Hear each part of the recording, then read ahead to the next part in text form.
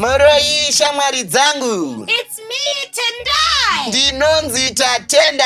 I want to wish you a happy Independence Day. Eye, tinokushuvirai zuva rerusununguko rakanaka.